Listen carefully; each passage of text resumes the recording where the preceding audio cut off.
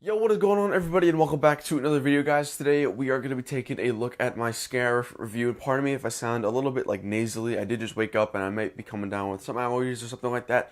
But guys, today, guys, if you saw my building Scarif series, some of this information might be a little bit repetitive, but I do guarantee that by the end of this video, all your questions will be answered. And as usual, guys, I try my best to get back to each and every single one of your comments. So if you have any questions about the mock or about anything else in general, please just leave it down below and I will definitely get back to you. But guys, so today, in this video, we're going to talk about a few different things. We're going to talk about the inspiration behind the mock. We're going to be talking about all the different aspects of the mock. We're going to be talking about the techniques for building it. And last but not least, we're also going to be mentioning the price, which I know a lot of you have been asking about. Obviously, there's a lot of stuff here, so it's definitely a little bit more on the pricey side, but obviously, I'll get into that when the time comes. So the first thing I want to talk to you guys about is actually the size of this. Now, this is on a 4x4 table, so 48 inches by 48 inches.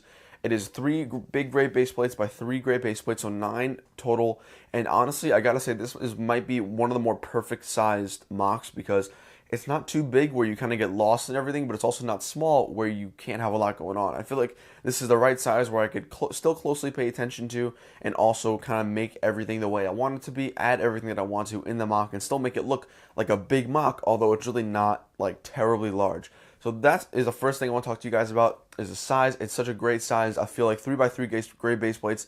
Again, 9 total. The base plates were expensive. They're like $15 each, although I did have about 6 of them already in my house. So it really wasn't that much of an investment to get all these base plates here. So guys, next let's talk about the water, which is one of my favorite aspects of this mock. And if you guys remember, in my old mock, I actually did a different technique where I just took all these like 1x2 studs and I kind of just all dumped them. It looked decent, but it was also very sloppy. It looked like natural waves. But I like this technique better. I think it looks like more clean, I think. And look, obviously you guys can see actually, that part right there is not done. I still have yet to get my pieces for that, but that's okay. I really am not sweating about that too much. But here, guys, for the waves, what I did is I added these 1x2 little trans clear, like it's trans clear blue pieces. If I can get this thing to focus in, yeah. So pretty much, I put them all like on top of these 1x2 studs, and then every now and then I put it at another level high, if you guys can see it right there. And that emulates like waves crashing up. Now Scarif, there wasn't many waves. They're kind of like more like mellow waves. So that's what I tried to emulate here with these waves, again crashing up onto the shore. And then obviously we have the white foam stuff, the white 1x1 trans clear studs, which served as the waves.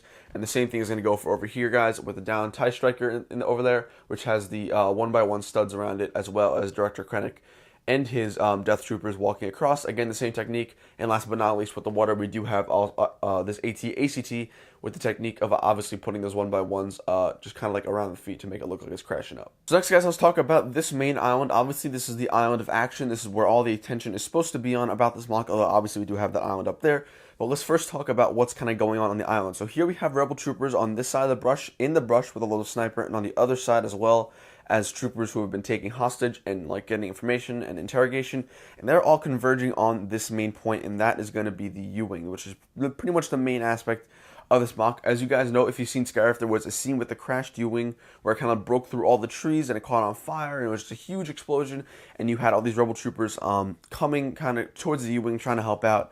And then obviously we have a huge amount of Empire troops. Here we have some shore troopers, excuse me. We do have an Imperial officer back there and some random stormtroopers, just some normal grunt stormtroopers, kind of converging on here. Here I had a little bit of like an Easter egg. It's really not something from the movie, but here we have a few stormtroopers kind of just excavating one of those kyber crystal crates. Something that I wanted to add into. Really nothing accurate to the movie. Here we have just some really cool minifig placement with some guys coming up on top of the U-wing. And obviously, we have this guy kind of running back or kind of like scared out of his mind. Here we have some more guys. That guy just got shot, and that guy's kind of running, ducking his head. Just, again, like the minifigure placement, I took a lot of pride in it. I wanted to make sure that I made everything as pretty much close to what I wanted it to be and as close to perfect. Moving on into the technique for the U-wing, it's pretty simple. I literally took a standard U-wing set. I made some modifications to it, and I just completely broke it in half. And I think it came out pretty well, not going to lie. Pretty much, it's entrenched. I pretty much like dug a hole out of Lego, and I put the U-wing in there, and then around the sides I put these 1x2 dark tan plates, which really helped to make it look like it was kind of in the ground, which I really like. And shout out to my uncle who hooked me up with this YouTube plate, again, custom Lego piece from Brick Fair Edison that he bought and graciously gave to me. So huge shout out to him. Then moving on, guys, behind there we also do have some more Imperial troops coming along the shore. If I can get this to focus for you guys. There we maybe. Oh yeah, so they're all kind of running along there, kind of engaging with all these guys right here.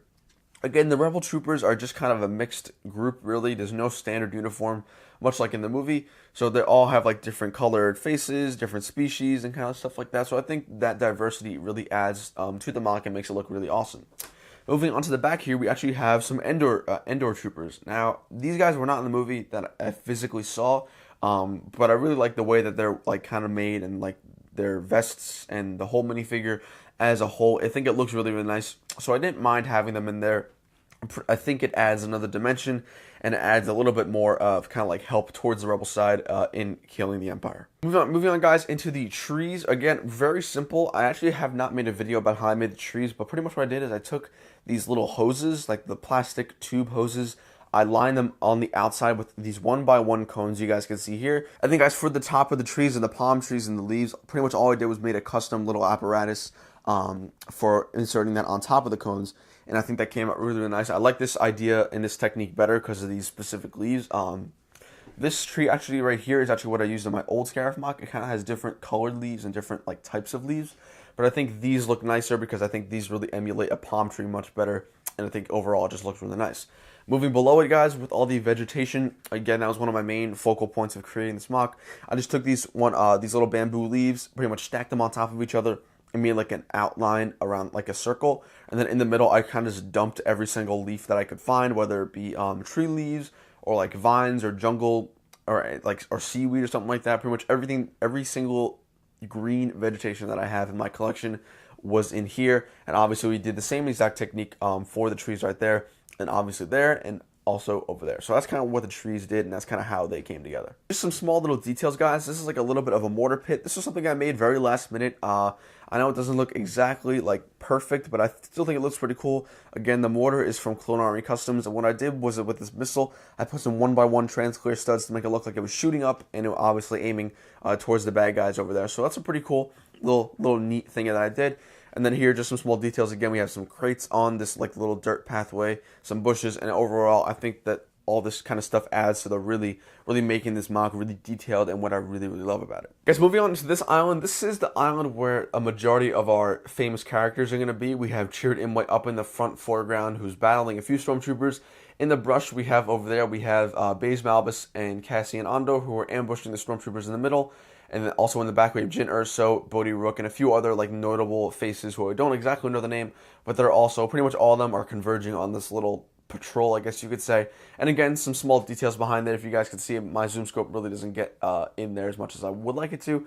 But we just have some more crates again, and then we have an Imperial officer, if you guys can see him right over there, on a control console. So this is just kind of like a mini island, something to kind of throw in there, make it look nice, make it look big, and obviously we do have the Mortar team over there. This is just, I had another Mortar, and I had a few extra minifigures. I figured might as well. So those guys are actually firing at these guys on the shore right here. Again, just to add to that next level, kind of make it like really 3D, kind of really dimensional, and make sure everything is involved. And I think that looked really cool. And guys, I think it's worth noting that Director Krennic here, in his Death Trooper kind of badass walkery across the wave.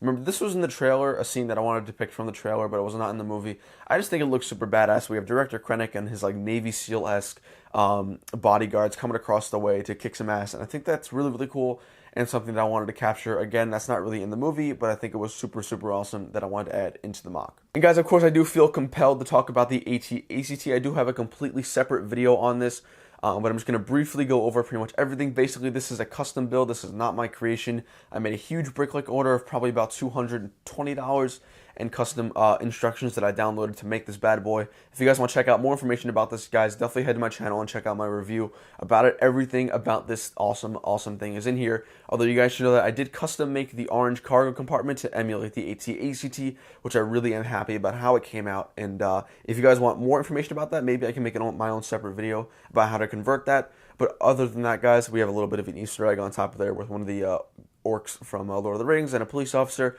But honestly, that's kind of it for that, but this is definitely my favorite part of the MOC. I think it adds so much detail and so much more professionalism towards what I did. Because I think that's pretty much everything about this MOC. It seems like there's not much going on, but actually it took a long time. Really quickly, guys, I want to talk about some like stuff before it. In terms of build time, it probably took about 3.5 months to build.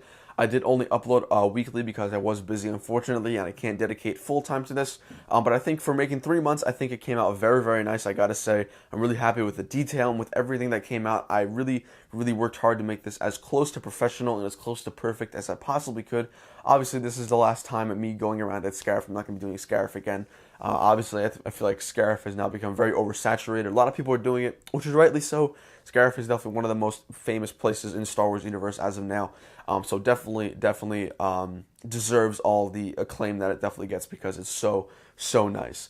Really quickly, guys, I did mention I was going to talk about price. So, guys, as a total price for this MOC, again, this is not how much I spent, but how much it's worth. I had a lot of this stuff already in stock. So I gotta say, just quickly off my head, I actually haven't given this any thought. Just give me a second to think about this really quick. I'm gonna say, guys, it's anywhere upwards of $1,500. That is a crazy amount of money, but like I said before, that's not how much money I spent. That is how much money it is worth with everything on this table. You'd be surprised at how expensive those leaves are and how expensive the minifigures are.